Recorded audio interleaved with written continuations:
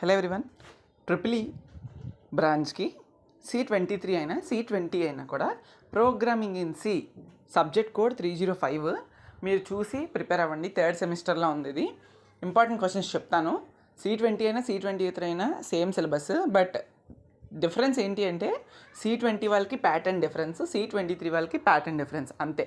Okay, ఆ pattern difference అనేది మీరు చూసుకోండి. C20 వాళ్ళు సప్లీ ఎవరైనా ఉంటే ఇవి ఉపయోగపడతాయని చెప్తున్నాను మీకు కూడా.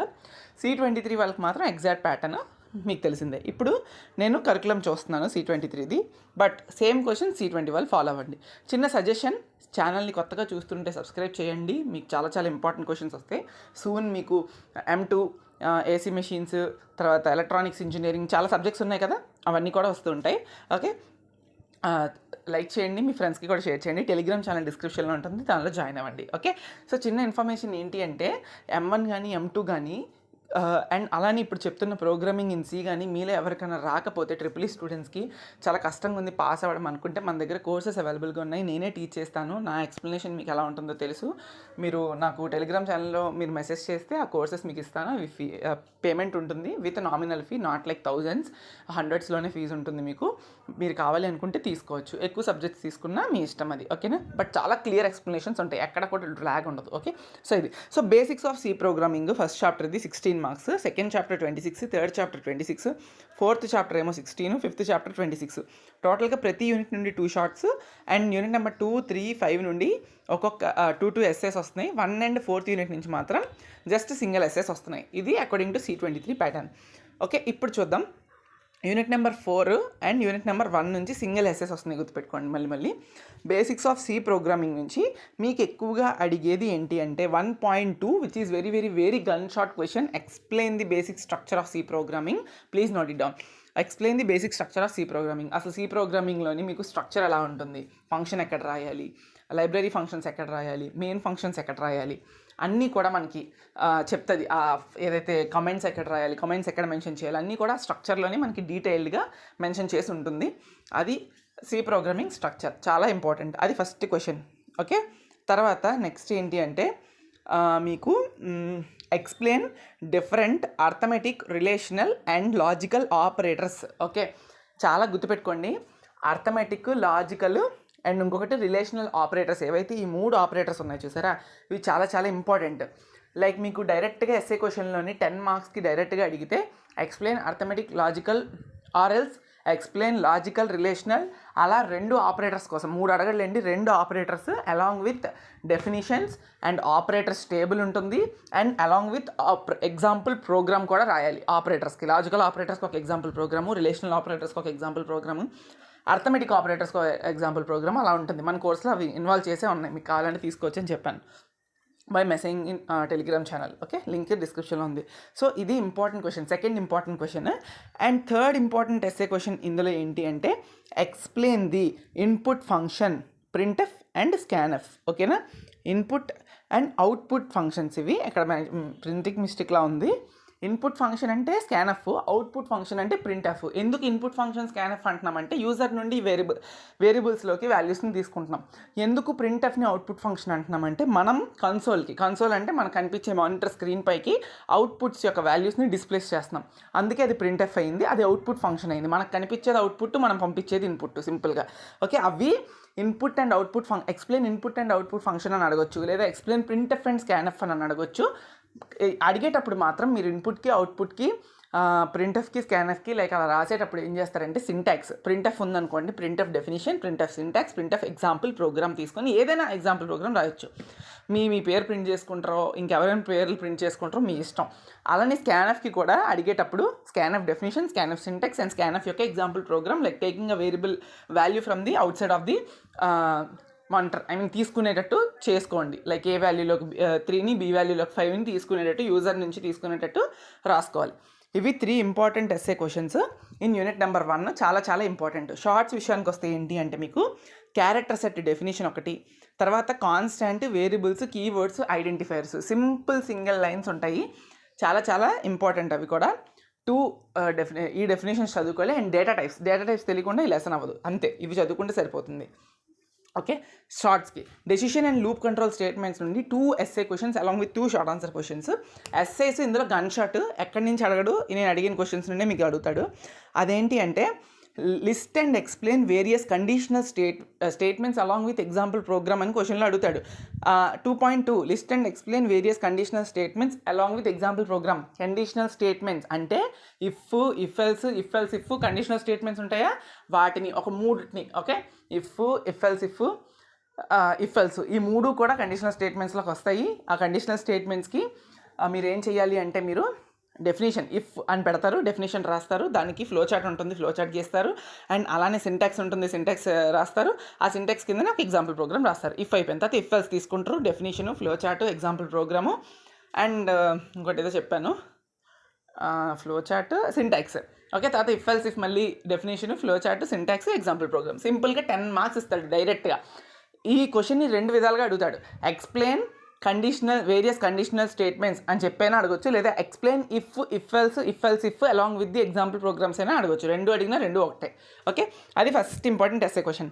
సెకండ్ ఇంపార్టెంట్ ఎస్ఏ క్వశ్చన్ ఏంటి అంటే list the different iterative loops and explain them. Okay, for, do, while statements. ఇది కూడా అంతే.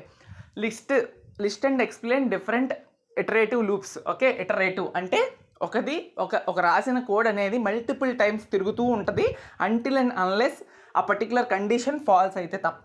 ఓకే, అప్పుడే లూప్ బయటకు వస్తుంది. సో ఇందులోని మనకి సి లాంగ్వేజ్ సపోర్ట్ చేసే లూప్స్ ఏంటి అంటే do while loop, while loop, for loop. ఈ మూడిటి యొక్క డెఫినేషన్స్, ఫ్లో చార్ట్స్, సింటాక్స్లు, example programs you have to write it in the question paper. Okay, ఇది సెకండ్ ఇంపార్టెంట్ ఎస్ఏ క్వశ్చన్. ఈ 2 ఇంపార్టెంట్, చాలా చాలా ఇంపార్టెంట్. ఓకే, అది కాకుండా మీకు సింపుల్ ప్రోగ్రామ్స్ ఉంటాయి, లైక్ ఇఫ్ మీద, ఇఫ్ ఎల్స్ మీద, వైల్ మీద, ఫర్ లూప్ మీద కొన్ని సింపుల్ ఎగ్జాంపుల్ ప్రోగ్రామ్స్ ఉంటాయి. ఆ ప్రోగ్రామ్స్ కూడా మీకు అడిగే ఛాన్స్ ఉంటుంది, బట్ చాలా తక్కువ సార్లు అడుగుతాడు. ఇంతవరకు నేర్చుకోండి, సరిపోతుంది, ఇనఫ్. ఓకే, ఇప్పుడు నేను చెప్పిన 2 క్వశ్చన్స్ బాగా నేర్చుకొని కొన్ని ఎగ్జాంపుల్ ప్రోగ్రామ్స్, మళ్ళీ చెప్తున్నాను, కొన్ని ఎగ్జాంపుల్ ప్రోగ్రామ్స్ మీ ప్రీవియస్ ఇయర్స్లో అడిగిన క్వశ్చన్స్ నుంచి మీరు చూసుకొని ఏ ఎగ్జాంపుల్ ప్రోగ్రామ్స్ అడిగాడో ఆ ఎగ్జాంపుల్ ప్రోగ్రామ్స్ మాత్రమే ప్రిపేర్ అవ్వాలండి. మీరు ప్రీవియస్ ఇయర్ క్వశ్చన్స్ అంటే C23 వాళ్ళు ఇదే ఫస్ట్ బ్యాచ్ అటెంప్ట్ చేస్తున్నారు సి ప్రోగ్రామింగ్ని. మరి ప్రీవియస్ ఇయర్ క్వశ్చన్స్ ఎక్కడి నుంచి వస్తాయంటే C20 వాళ్ళు ఉంటాయి, C20 వాళ్ళవి, C16 వాళ్ళు కూడా ఉంటాయి. రెగ్యులర్ అండ్ సప్లీ 2 కూడా తీసుకొని ఎక్కడ ఉంటాయి, గూగుల్లోకి వెళ్ళి previous year diploma question papers అని క్లిక్ చేస్తే మీకు చాలా వెబ్సైట్స్ వస్తూ ఉంటాయి. అందులో కొన్ని వెబ్సైట్స్లోని మీకు previous year C programming triple branch దొరుకుతాయి. డౌన్లోడ్ చేసుకొని అట్లీస్ట్ ఒక 3 to 4 or 4 to 5 క్వశ్చన్ పేపర్స్లోని యూనిట్ నెంబర్ 2 నుంచి ప్రోగ్రామింగ్ బేస్ చేసుకొని ఏ క్వశ్చన్స్ ఇచ్చాడు అనేది మీరు చూసుకొని వాటిని మాత్రమే రిపీటెడ్ లాజిక్స్తో ఉండే క్వశ్చన్స్ని ప్రిపేర్ అవ్వండి. ఇనఫ్. అదర్ దెన్ నేను చెప్పిన ఇటరేటివ్ అండ్ కండిషనల్ స్టేట్మెంట్స్ కాకుండా ఈ ఇంపార్టెంట్ ఎస్ఏ. అది సెకండ్ యూనిట్ యొక్క 2 ఎస్ఏ క్వశ్చన్లు. నెక్స్ట్ వచ్చేసినప్పటికీ షార్ట్స్ ఏం అడుగుతాడంటే బ్రేక్కి, కంటిన్యూకి డిఫరెన్స్ అడుగుతాడు. నెక్స్ట్ వచ్చేసినప్పటికీ ఇంకా మెన్షన్ చేయమని అడగొచ్చు. లైక్ మీకు ఏం అడగొచ్చు అంటే నల్ ఆపరేటర్, కామా ఆపరేటర్ అని 2 ఉన్నాయి. ఇవి సరిపోతాయి, చదువుకోండి. ఇంకా లెసన్లో ఏం లేవు అసలు. బట్ నేను చెప్పిన బ్రేక్ అండ్ కంటిన్యూ చదువుకున్నా సరిపోద్ది. నల్ అండ్ కామా పక్కన పడేయండి. ఇంకొక షార్ట్ ఎలా అడగొచ్చు అంటే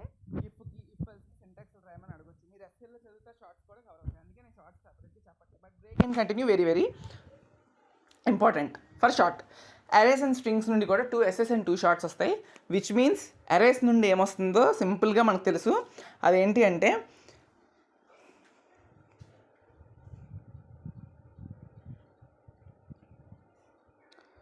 ఒక్క నిమిషం, define 1D and 2D arrays అని ఇచ్చాడు కదా. కింద 3.2లో know how to initialize above array and access array elements అని చెప్పి ఇక్కడ మెన్షన్ చేయడం జరిగింది. అంటే మీ క్వశ్చన్లో ఎలా అడగచ్చు అంటే 2 పాసిబుల్ క్వశ్చన్స్ ఉంటాయి.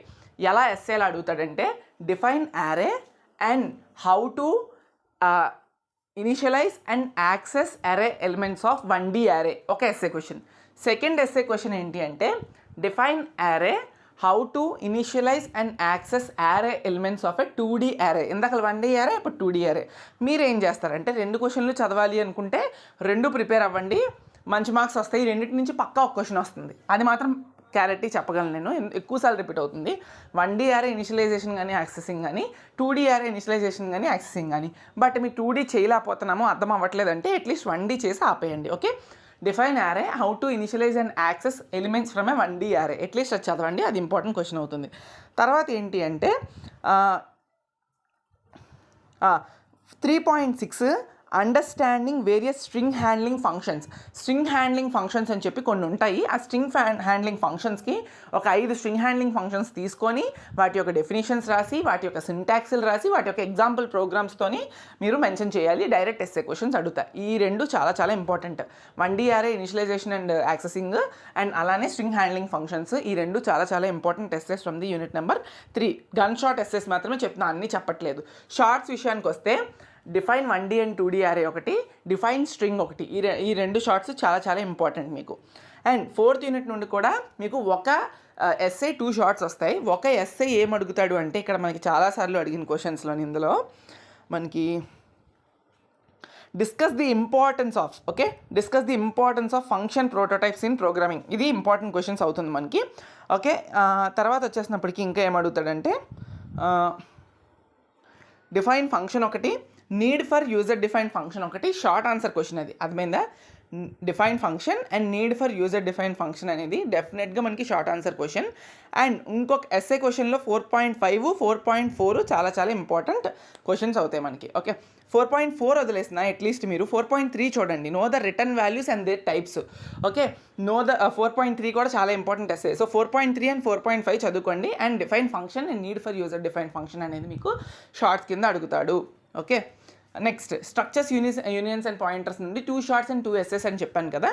ఇందులో భాగంగా మనకి ఏం అడగొచ్చు అంటే డిఫైన్ స్ట్రక్చర్ ఒక షార్ట్ అవుతుంది. అండ్ అలానే ఇంకా మీకు అడిగే షార్ట్స్ ఏంటి అంటే, ఇందులో 2 షార్ట్స్ అని చెప్పాను కదా. 5.13లో list various conditional and unconditional preprocessor directives అంటే హ్యాష్ ఇంక్లూడ్, హ్యాష్ డెఫ్ ఆయన తీసుకుంటారు కదా, వాటిని ప్రీ ప్రాసెసర్ డైరెక్టివ్స్ అంటారు. వాటి యొక్క లిస్ట్ చేయమంటున్నాడు. కండిషనల్ ప్రీ ప్రాసెసర్ డైరెక్టివ్స్ ఏంటి, అన్కండిషనల్ ప్రీ ప్రాసెసర్ డైరెక్టివ్స్ అంటే ఏంటి. మీరు సింపుల్గా కండిషనల్ నుంచి ఒక 3, అన్కండిషనల్ ప్రీ ప్రాసెసర్ డైరెక్టివ్స్ నుంచి ఒక 3 తీసుకొని వాటి డెఫినేషన్స్, హ్యాష్ డెఫ్ ఏంటి, హ్యాష్ ఇంక్లూడ్ ఏంటి, అవి ఏం చేస్తాయి అనేది నేర్చుకోండి, సరిపోతుంది. అవి షార్ట్ కింద మీకు అడుగుతాడు. ఓకే, నెక్స్ట్ పాయింటర్ అంటే ఏంటి ఖచ్చితంగా చూసుకోవాలి. Define pointer and how to declare a pointer అనే క్వశ్చన్ అడుగుతాడు. Okay, define pointer and how to declare a pointer, ఇది 3rd important short answer question. ఇప్పుడు ఎస్ఏస్ విషయానికి వస్తే ఏంటి అంటే, ఇది ఈజీగా నేను చెప్తున్నాను. ఈ ఎస్ఏ రాకుండా మీకు ఏ క్వశ్చన్ పేపర్ ఆల్మోస్ట్ ఉండదు. 90% ఛాన్సెస్ స్ట్రక్చర్స్ నుంచి అడుగుతాడు. ఆ క్వశ్చన్ ఏంటి అంటే మీకు define structure and how to explain initialization and accessing members of a structure. 5.3 and 5.4 కలిపి. ఓకే, స్ట్రక్చర్ డెఫినేషన్ రాసి explain initialization and accessing members of a structure అని చెప్పి ఇంపార్టెంట్ కాన్సెప్ట్, డెఫినెట్ క్వశ్చన్ ఇది. మీకు అది రాసేటప్పుడు మీరు ఏం చేయాలంటే స్ట్రక్చర్కి డెఫినేషన్ రాసి స్ట్రక్చర్ని ఎలా ఇనిషియలైజ్ చేస్తారు, స్ట్రక్చర్స్లో వాడిన మెంబర్స్ని. Structure is collection of different data types. అంటే స్ట్రక్చర్లో మనం డిఫరెంట్ డేటా టైప్స్ని వాడచ్చు. ఇప్పుడు యారే ఉంది అనుకో, సిమిలర్ టైప్ ఆఫ్ డేటా ఎలిమెంట్స్ని మనం ఇనిషియలైజ్ చేస్తాం. But structure is collection of different types of data types. ఆ డేటా టైప్స్ నుంచి మనం ఎలా మెంబర్స్ని యాక్సెస్ చేస్తామంటే డాట్ ఆపరేటర్ ఉంటుంది. ఆ డాట్ ఆపరేటర్ మనం యూజ్ చేస్తూ మనం మెంబర్స్ని యాక్సెస్ చేస్తాం స్ట్రక్చర్ వాటిలో ఉన్న దానిలో. ఓకే, అర్థమైందా? సో ఆ క్వశ్చన్ని విత్ ఎగ్జాంపుల్ ప్రోగ్రామ్ మీరు రాయాలి. ఎలా స్ట్రక్చర్ని ఇనిషియలైజ్ చేస్తాం, ఎలా స్ట్రక్చర్లో ఉన్న మెంబర్స్ని యాక్సెస్ చేస్తాం with example program. Definite important SA question, gun shot SA question. Okay, next SA question. చదివి ఇంక మేము చదవలేం బాబు అనుకుంటే వదిలేయండి అక్కడితోని. ఇంకా చదివే ఓపిక ఉంది, ఎందుకంటే 2 కదా, 2 కాబట్టి ఇంకా చదివే ఓపిక ఉంది మీలో అనుకుంటే ఏం చేయాలి అంటే, ఇందులో మీరు పాయింటర్ అర్థమెటిక్ కాన్సెప్ట్ చాలా చాలా ఇంపార్టెంట్. 5.10 అదొక ఎస్ఏ క్వశ్చన్ కింద మీకు అడగవచ్చు.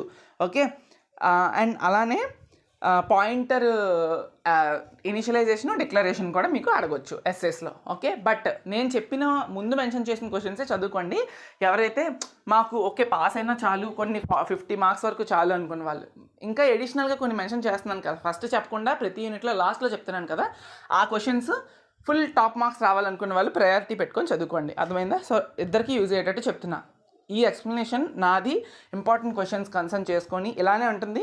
ప్రతి క్వశ్చన్ని నేను ఎక్స్ప్లెయిన్ చేస్తూ చెప్తాను. ఇంపార్టెంట్ క్వశ్చన్స్ అంటే టిక్ పెట్టేయడం కాదు. ఆ టిక్ పెట్టేలా చెప్పుకుంటే మీరేమి ఎవరైనా చెప్పొచ్చు, బట్ ఆ ఎక్స్ప్లెనేషన్ ఇస్తూ చెప్తాను. నాకు తెలిసినంత వరకు నాకు వచ్చిన నాలెడ్జ్ నుంచి నేను షేర్ చేస్తూ ఉంటాను. మీకు ఇలాగే కావాలి అనుకుంటే ఎక్స్ప్లెనేషన్ ఇస్తూనే ఇంపార్టెంట్ క్వశ్చన్స్ చెప్పండి అన్నాను కమెంట్ చేయండి. లేదు మాకు చాలు టిక్ పెట్టి వదిలే చాలు అనుకుంటే I will ready to do that. Okay, thank you so much.